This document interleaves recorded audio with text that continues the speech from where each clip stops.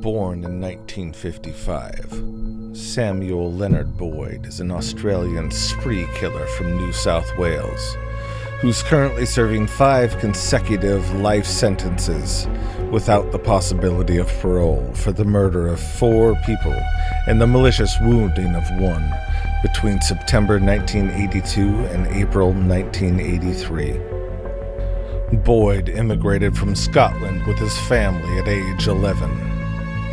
In September 1982, Boyd, 29 at the time, was working as a pest exterminator and living with his mother in Busby, a suburb of Sydney in New South Wales. He was hired by his first victim, mother of 2, Rhonda Cellier, 27, to carry out work on her home in September 1982. Boyd slashed her throat. Her naked body was found lying in a hallway by police. A child's dress was placed over her face and her underwear, pantyhose, and dress around her ankles. There were bruisings and abrasions around her genital area. Although Samuel was suspected of the murder, there was not enough evidence at that stage to charge him. In April 1983, Boyd murdered Gregory Wiles, someone he'd been drinking with on or around Liverpool RSL, as Mr. Wiles' father believed it to be where his son was going to celebrate his first week's wage. Mr. Wiles was later found on the side of the road near the Glenfield Park Special School with severe injuries consistent with a hammer blow to his head.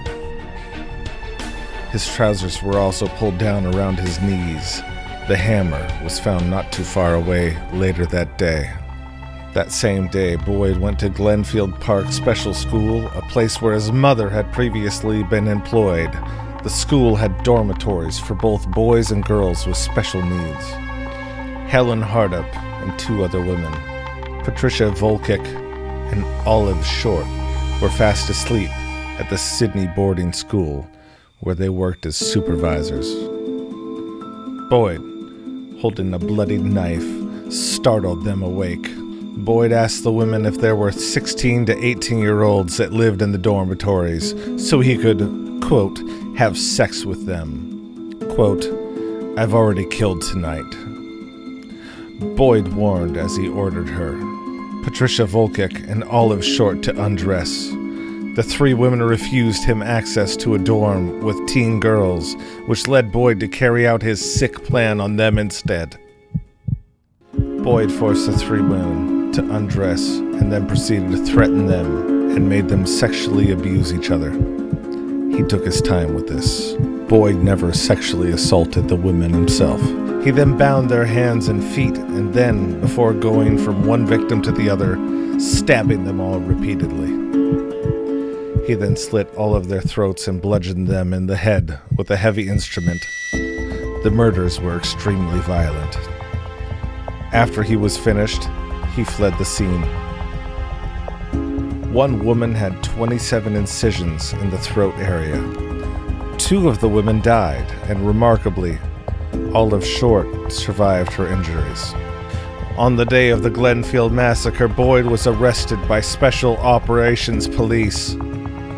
Boyd was found that morning at a Lansville caravan park, disoriented, disheveled, and covered in blood. He maintained his last recollection was buying a packet of cigarette paper from a Casula service station with Mr. Wiles. In January 1985, Boyd was convicted on 4 counts of murder and 1 of malicious wounding by a jury and sentenced to 5 consecutive terms of life imprisonment without parole by Chief Justice O'Brien. Boyd unsuccessfully appealed against his convictions. In 1994, Boyd applied to have his minimum term determined. However, he was refused, with the justice calling Boyd's crimes the worst category of murder. An appeal against this decision was dismissed on November 3rd, 1995. In 2016, Boyd made a final attempt to have a minimum term set, offering to undergo chemical castration in exchange for parole. Asked why he thought the medication might help him, he replied, "If my libido is a problem, as the court deems it is, then it has to be addressed. Boyd has denied being sexually excited by violence against women, and he has told the court that he had not any fantasies of sadistic behavior since he was incarcerated, and initially blamed the murders on cannabis and pesticides. Justice Peter Johnson in 2017 grasped the gravity of what Boyd had done in refusing to determine his sentence. Samuel Boyd will stay in prison and in time die there.